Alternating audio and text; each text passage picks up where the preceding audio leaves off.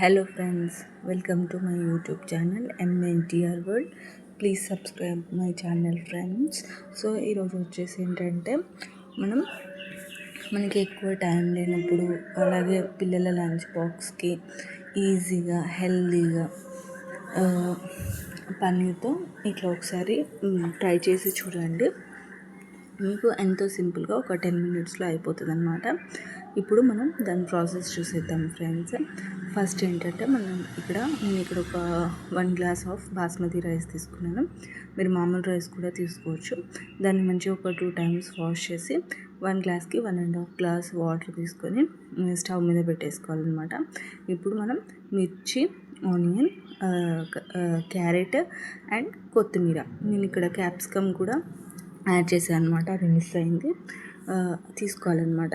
ఇప్పుడు ఫస్ట్ ఏంటంటే ఒక బౌల్ తీసుకొని మనం అందులో కట్ చేసి పెట్టుకున్న పన్నీర్ ముక్కల్ని తీసుకోవాలి. దాంట్లో ఒక 1 tablespoon కారం అండ్ కొంచెం ఉప్పు, ఒక 1 tablespoon వరకు ధనియా పౌడర్ అండ్ ఒక 1 tablespoon గరం మసాలా వేసి ఒక 1 tablespoon ఆయిల్ వేసి మంచిగా కలుపుకోవాలన్నమాట. ఇప్పుడు ఇట్లా కలుపుకొని ఒక 5 minutes అట్లా మంచిగా ఫ్రిడ్జ్లో పెట్టుకోండి.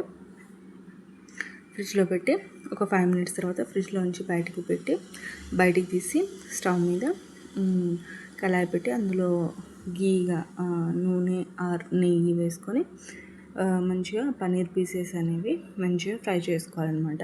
ఇట్లా మనకి మంచిగా గోల్డెన్ బ్రౌన్ కలర్ వచ్చే వరకు ఫ్రై చేసుకోవాలి. అవి మనకి బయట క్రిస్పీగా అండ్ లోపల సాఫ్ట్గా ఉంటాయి అన్నమాట. అట్లా ఫ్రై చేసుకోండి.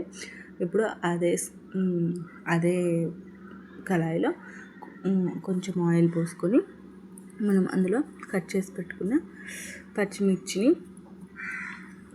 వేసుకోవాలి. ఇప్పుడు అవి కొంచెం వేగిన తర్వాత మనం అందులో కట్ చేసి పెట్టుకున్న ఉల్లిపాయ ముక్కల్ని కూడా వేసుకోవాలన్నమాట.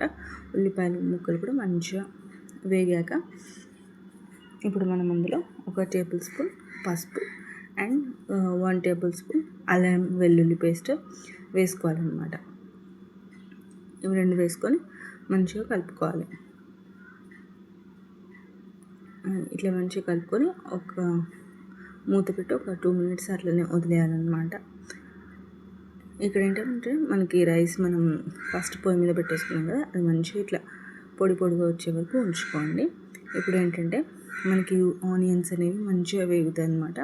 ఇప్పుడు అందులో మనం క్యారెట్ అండ్ క్యాప్సికమ్, మీ దగ్గర క్యాబేజ్ ఉంటే అది కూడా యాడ్ చేసుకోండి.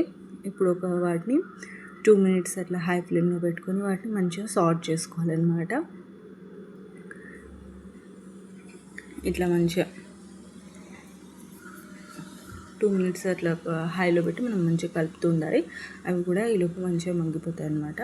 ఇప్పుడు మనం అందులో ఒక 1.5 tablespoon కారం, మనం తీసుకున్న రైస్కి ఒక 1.5 tablespoon సరిపోతుందన్నమాట. అండ్ 1/2 tablespoon సాల్ట్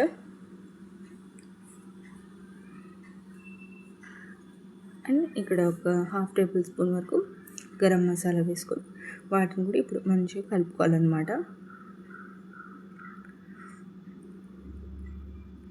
ఇట్లా కలిపేసుకొని ఒక 2 minutes అట్లా మూత పెట్టేసేయండి. ఈలోపు అవన్నీ మంచిగా మగ్గుతాయి అన్నమాట.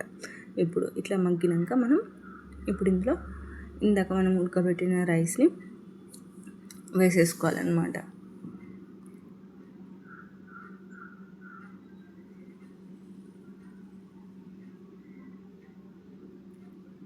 రైస్తో పాటు మనం ఇందాక ఫ్రై చేసి పెట్టుకున్న పన్నీర్ పీసెస్ని కూడా అందులో వేసేసుకొని మంచిగా కలుపుకోవాలన్నమాట. మంచిగా ఒక 2 minutes అట్లా కలుపుకుంటే సరిపోతుంది. ఎందుకంటే మనకి ఆల్రెడీ రైస్ అనేది వేడిగానే ఉంటుంది కాబట్టి సరిపోతుంది. ఇక్కడ మీరు టేస్ట్ చూసి సాల్ట్ అనేది అడ్జస్ట్ చేసుకోవచ్చు.